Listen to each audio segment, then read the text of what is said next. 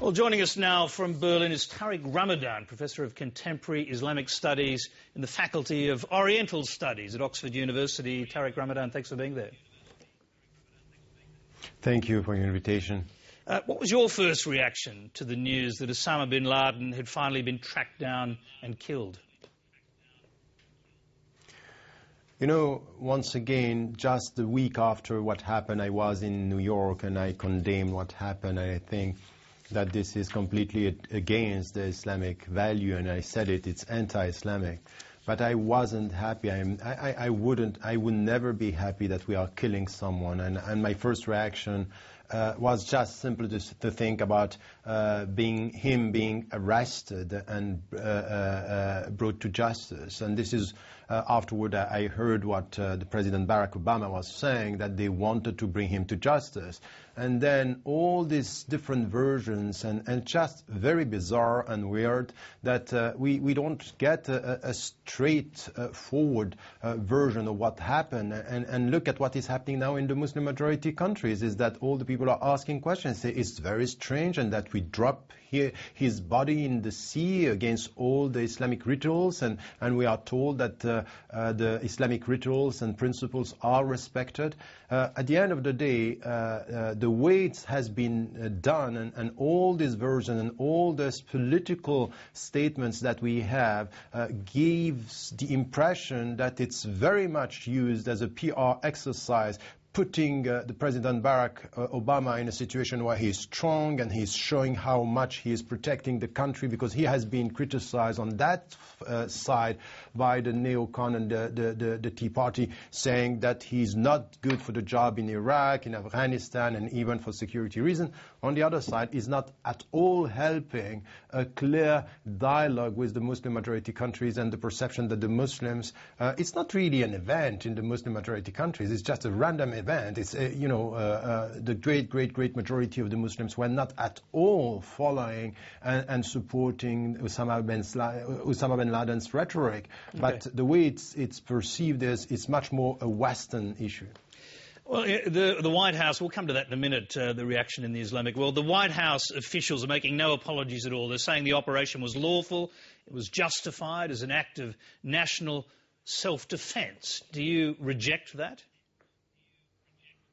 Of course, it cannot be perceived like this. Look, in the very same day when it happened, we had 3 different statements from the Pakistani governments and 3 different statements from the American governments about did they know, yes or no, that something was happened. How come is it possible? We still have questions, and when we have questions, it doesn't mean that we are buying, the conspiracy theories that are saying he has not been killed. Oh no, I'm not saying this. I'm just saying how come we were told at first it was fine night, and then we are told he was not armed, that he was in the family, that they killed a woman, and then we are told the woman has been killed. Now we listen to what the Pakistani are saying. It's completely different. We have so many versions. This is one. The second is if it was possible to arrest him and to bring him to justice, this is what we would have liked, because first, we can't be happy when we are killing, execution like this. It's and this is what we were told as well, that the whole operation was in fact a killing operation and not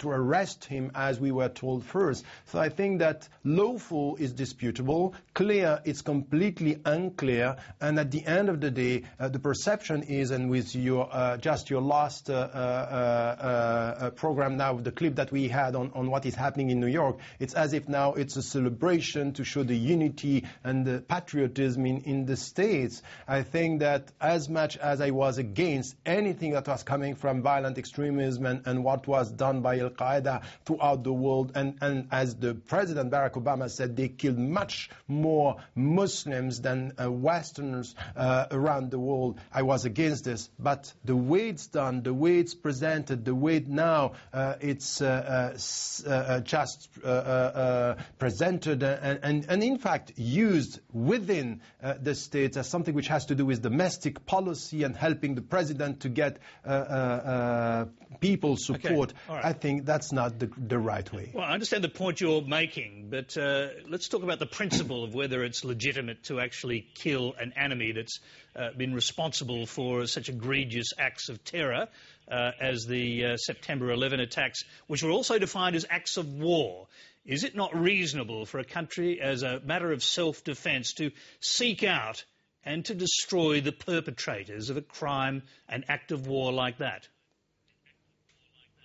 No, but you have rules. Even the Nazi, the way they were brought to justice, you have to bring people to justice. So if, for example, between August till today in May, all these months of knowing that he was there and preparing all things, the first was to go for trying to arrest him, not to kill him. So you kill someone when you have no other choice, not the way it was said to us. First, he was armed, and then we know that he wasn't. And we killed, first it was called that even he took a woman as a